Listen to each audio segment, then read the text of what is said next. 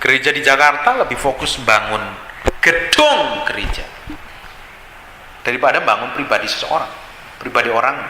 Makanya banyak pendeta coba berlomba-lomba bikin gereja baru dengan tujuan supaya dapat jemaat kaya-kaya. Anehnya yang dibukain gereja adalah di tempat-tempat yang makmur, tempat-tempat yang basah, tempat-tempat yang kaya, yang banyak duitnya, banyak persembahannya.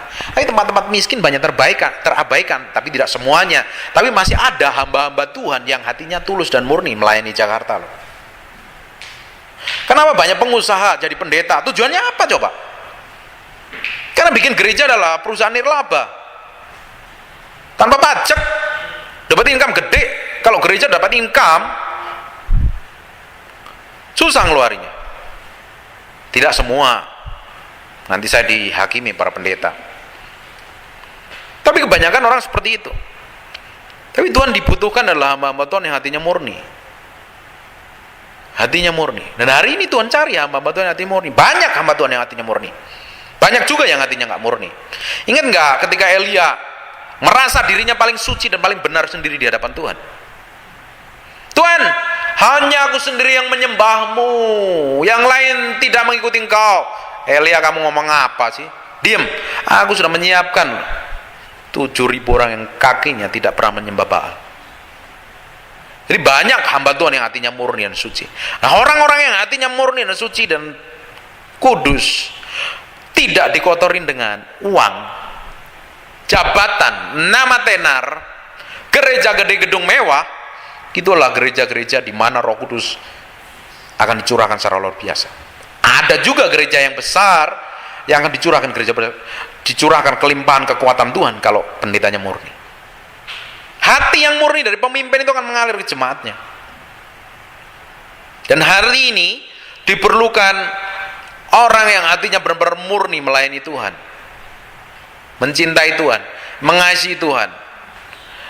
Kebangunan rohani, revival atau Pentakosta ketika jadi mimpi bagi para pendeta yang tidak pernah membayar harga, tidak memiliki kehidupan dengan fokus dengan bagaimana jemaatnya besar tanpa jemaatnya tahu ngerti bayar harga di hadapan Tuhan. Akan ada selalu harga yang harus dibayar ketika kuasa Tuhan mau dicurahkan, hadirat Tuhan mau dicurahkan. Karena terlalu mahal hadirat Tuhan itu. Terlalu mulia Tuhan itu, tidak bisa ditukar dengan apapun juga. Habis hidup kita yang harus menyerahkan diri dan mati daging, mati total di hadapan Tuhan supaya Tuhan bangkitkan kuasanya melalui hidup kita. Banyak gereja yang murni ya, banyak gereja yang nggak murni juga banyak pengusaha tawarin pendeta untuk bangun gereja dan ini itu banyak. Dulu saya pernah ditawarin. Coba bayangin kalau gereja seperti itu jemaatnya seperti apa kira-kira. Bahkan saya beberapa konseling pendeta yang hidupnya ngawur sekali kok. Ya tidak semuanya nggak benar, tapi banyak orang yang benar. Banyak hamba Tuhan yang hatinya murni mencari Tuhan. Nah, orang-orang kayak begini nanti akan dipakai Tuhan luar biasa dalam skala yang luar biasa. Jakarta meski berubah, Kristen Jakarta harus berubah.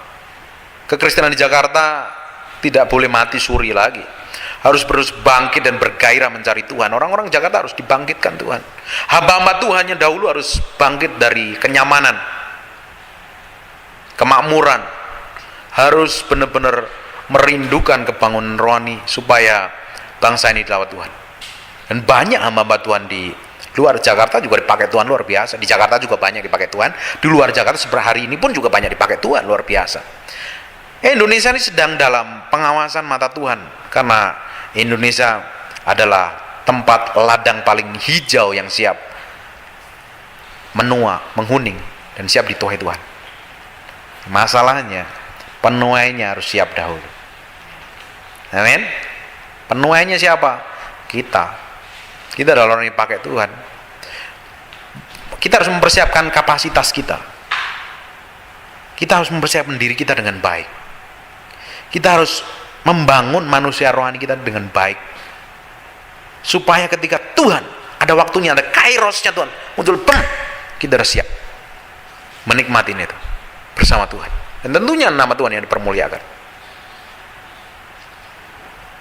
Coba buka sebentar di